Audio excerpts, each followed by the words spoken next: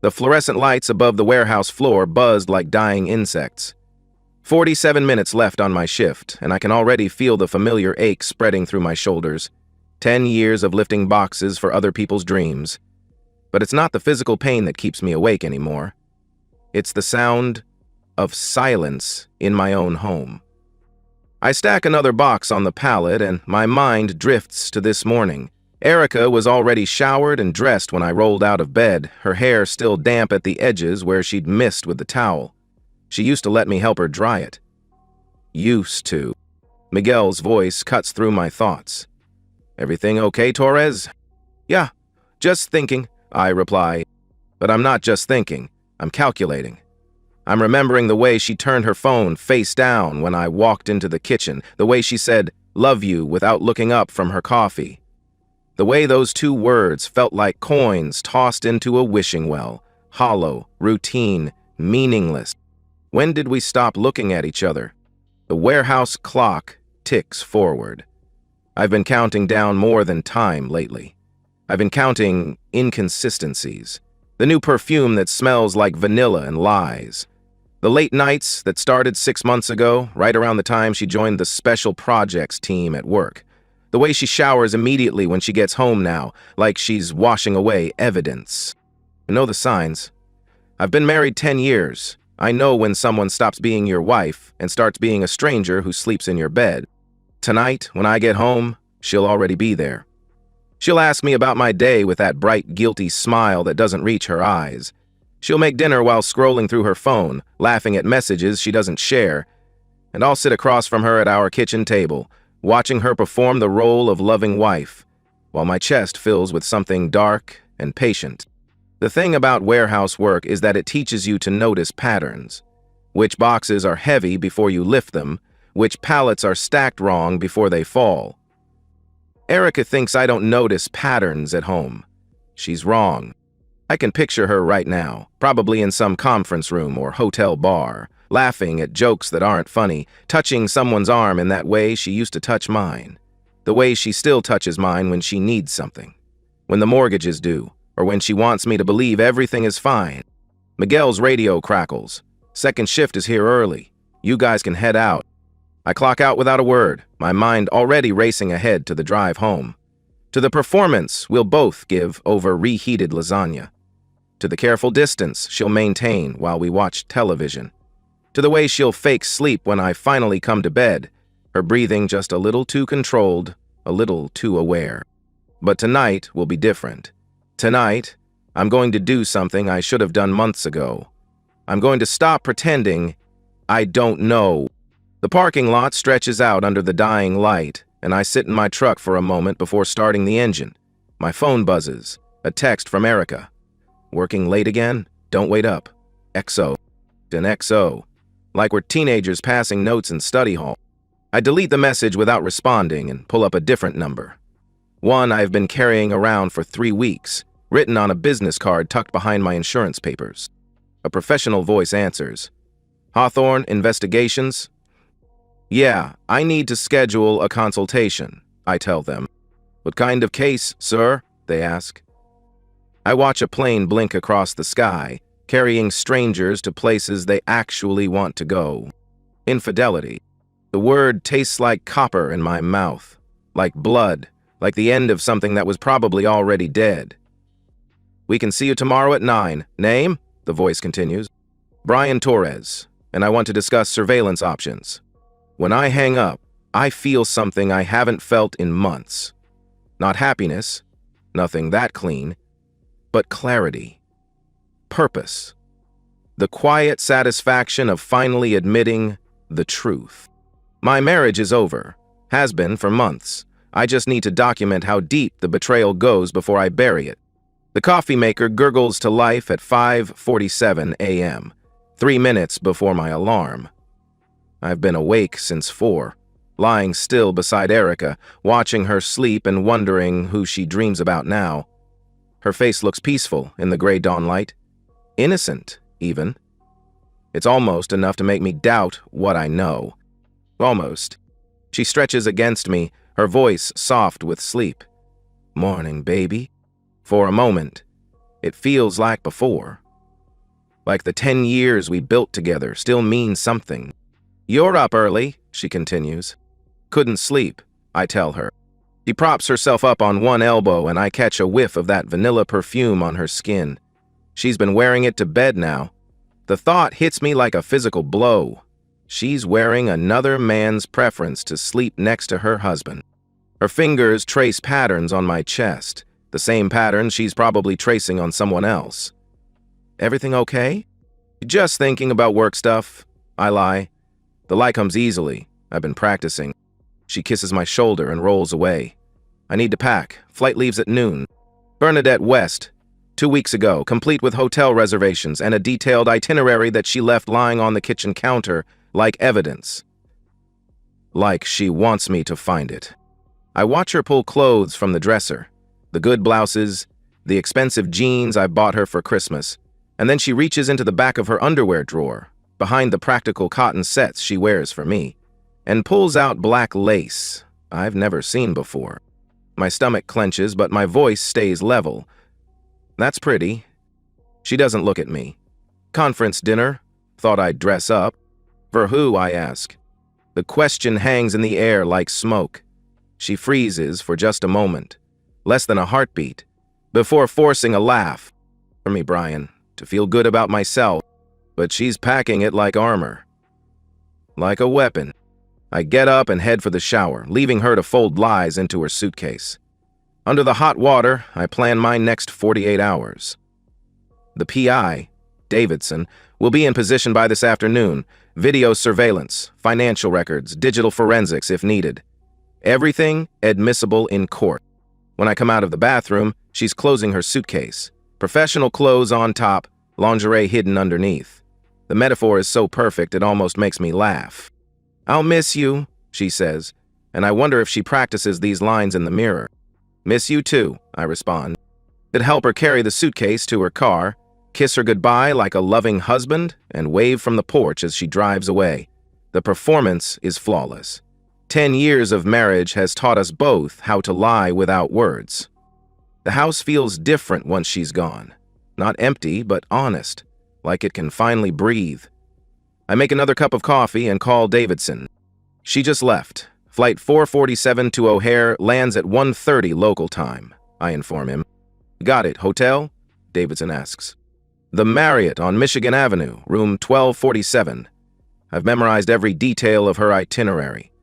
The conference events end at 6 each day, but she's staying through Sunday. Personal time built in," he observes. "That's what I'm paying you to find out?" By noon, I've narrowed down divorce attorneys to 3 firms. By 2 p.m., I have consultations scheduled. By 4, Davidson sends the first photo. Erica and a man I don't recognize, sharing drinks in the hotel bar. She's wearing the black lace under a thin blouse, just translucent enough to suggest without revealing. Her hand rests on his arm while she laughs at something he's whispered in her ear. I study his face, memorizing it. Mid-40s, expensive suit, wedding ring, someone else's husband, someone else's betrayal. The second photo arrives an hour later. They're walking toward the elevators, his hand on the small of her back. Proprietary. Familiar. This isn't their first time. The third photo is time-stamped 6:23 p.m. Her key card sliding into room 1247, his hand on her hip. Her face turned up toward his with an expression I recognize. The same look she used to give me when we were still real. My phone buzzes with a text from Erica. "Conference dinner running long. Boring speeches. Miss you. XO." This time, I text back. "Miss you too. Have fun." The phone rings. Davidson again. "You sure you want to see this?" "Send it," I tell him. The video is only 30 seconds long, but it's everything I need. Erica pressed against the hotel room door, his mouth on her neck, her fingers working at his belt with practiced familiarity. The timestamp reads 6:47 p.m., 24 minutes after she texted me about boring speeches. I watch it 3 times, not out of masochism but strategy. Evidence. Proof. The foundation of everything that comes next. My marriage is over, has been for months. Now I just need to make sure she pays for every lie, every night I laid awake wondering if I was going crazy. Every time she made me feel like a paranoid fool for noticing what was right in front of my face. Sunday morning arrives with the kind of brightness that makes everything look clean and new. Erica's flight lands at 2:15 p.m., but I've been awake since dawn, transforming our shared life into evidence. And the dining room table is covered with manila folders, each one labeled with surgical precision. Financial records, surveillance photos, digital evidence, timeline of deception. 48 hours of my wife's infidelity, organized and cataloged like an inventory of broken promises. Davidson delivered the final batch of materials an hour ago. The man's name is Richard Castellanos, senior vice president at her company. Married for 18 years with 2 teenage daughters. His wife's name is Patricia. I have her phone number. I pour myself a cup of coffee and review my timeline one more time. 2:15 p.m., Erica's flight lands. 2:45 p.m., she collects her luggage. 3:30 p.m., she arrives home to find divorce papers served by a process server in our driveway. 3:31 p.m., she discovers that her parents, her HR department, and Patricia Castellanos have all received comprehensive evidence packets. It's chess, not checkers. Every move calculated 3 steps ahead. My phone buzzes. A text from Erica. Just landed. Can't wait to see you. Missed you so much. The heart emoji is a nice touch, really sells the performance. I don't respond. Instead, I dial Patricia Castellanos. A cautious voice answers. She doesn't recognize the number. Hello? Mrs. Castellanos, my name is Brian Torres. I'm calling because I have some information about your husband Richard that I think you need to see. Silence. Then, what kind of information? The kind that comes with photographs and video timestamps. Your husband has been having an affair with my wife for at least 6 months. I hear her sharp intake of breath and something dark unfurls in my chest. Not satisfaction, not exactly, but vindication. The relief of finally sharing the weight I've been carrying alone. Check your email in the next 5 minutes. I'm sending you everything. Photos, videos, hotel receipts, text message screenshots. Everything you need to make informed decisions about your marriage. Where are you doing this? She asks. Because someone should have told me 6 months ago. I hang up and send the email. Then I call Erica's HR department, her parents, and her best friend, Sarah. Same conversation, same evidence, same surgical delivery of facts that will reshape her entire world. The process server, a tired-looking woman named Margaret, arrives at exactly 3:15 p.m. I watch from the living room window as she positions herself by the mailbox, official documents in hand. At 3:29 p.m., Erica's car rounds the corner. I move to the kitchen, where I can see the driveway but remain invisible. My hands are steady as I pour another cup of coffee. 3 days ago, they would have been shaking. 3 days ago, I was still the betrayed husband, drowning in uncertainty and false hope. Now, I'm something else entirely. Erica pulls into the driveway and I watch her face through the windshield. She's smiling, probably rehearsing whatever story she's prepared about the conference. Margaret approaches the driver's side window. I see Erica's confusion as she rolls it down, then her shock as the papers are placed in her hands. The coffee cup stops halfway to my lips as I watch my wife's world end in real time. Her mouth opens, but no sound comes out. She looks from the papers to Margaret to the house as if the familiar surroundings might explain what's happening. Margaret walks back to her car. Erica sits in the driveway for 47 seconds, staring at the papers in her hands. Then her phone starts ringing. First call, her mother, hysterical and ashamed. Second call, her sister, probably wanting to know if what their parents are saying is true. Third call, Patricia Castellanos, and this one makes Erica's face go white. She knows. She knows that I know everything. By the time she stumbles out of her car, her phone is buzzing non-stop. She drops her suitcase on the driveway and fumbles with her keys. The front door slams open. Her voice cracks like a whip through the house, raw with panic and rage. Brian! Don't answer. Let her find me when she's ready. I hear her footsteps on the stairs, doors slamming as she searches the bedrooms, then back down through the living room until finally she appears in the kitchen doorway.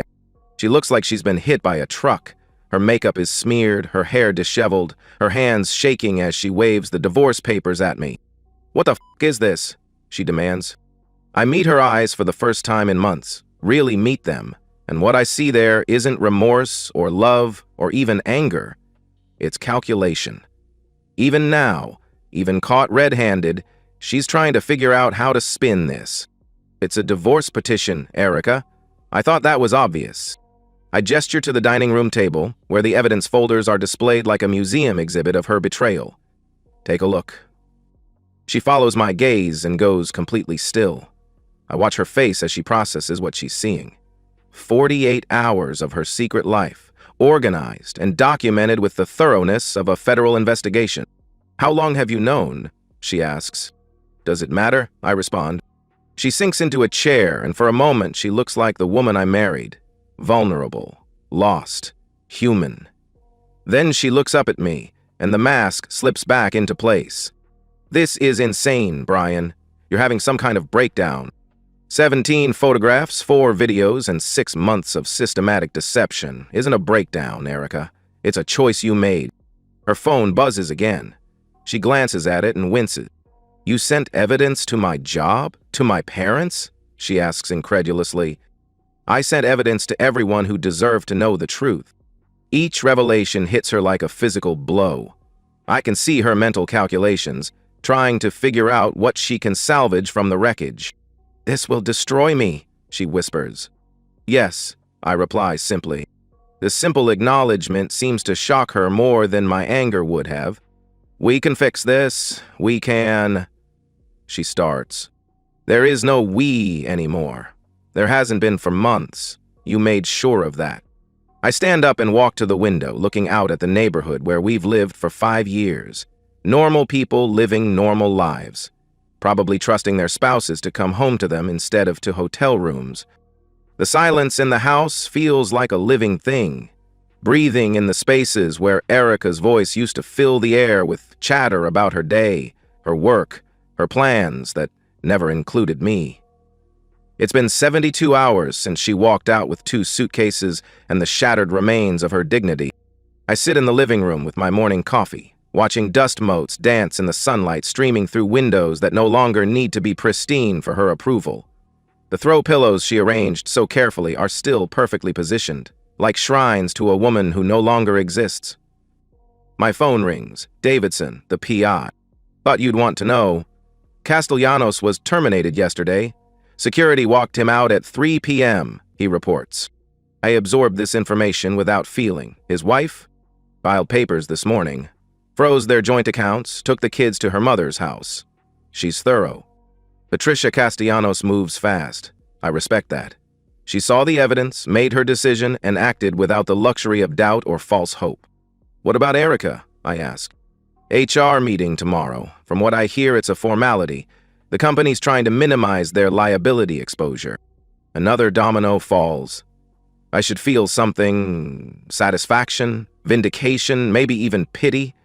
Instead, there's just the steady tick of consequences playing out exactly as I planned. I walk through the house, cataloging the changes. Her coffee mug is gone from the sink. Her magazines are missing from the bathroom counter. The bottle of vanilla perfume that used to sit on her dresser has vanished, leaving behind only a faint ring in the dust.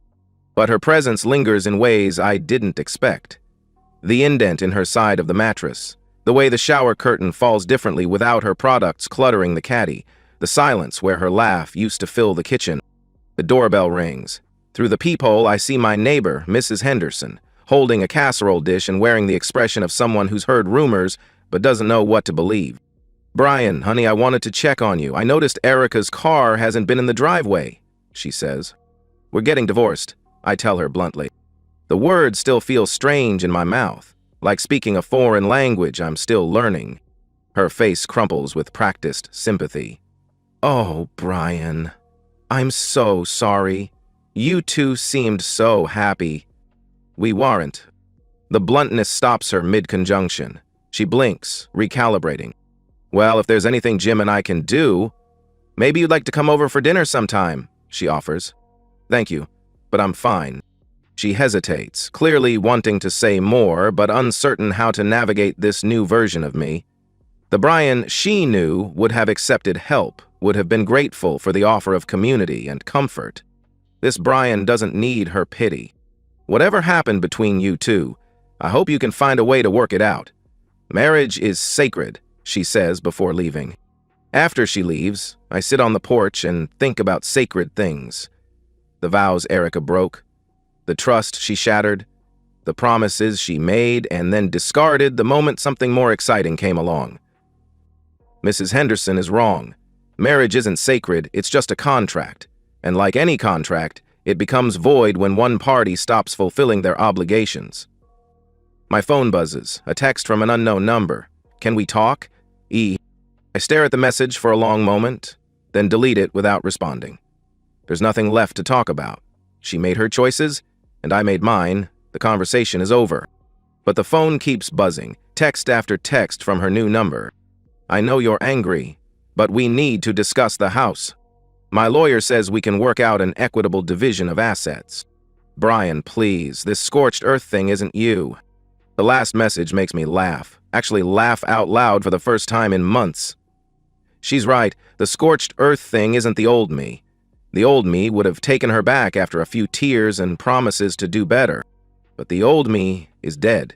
He died the moment I decided to stop being a victim and start being someone who fights back.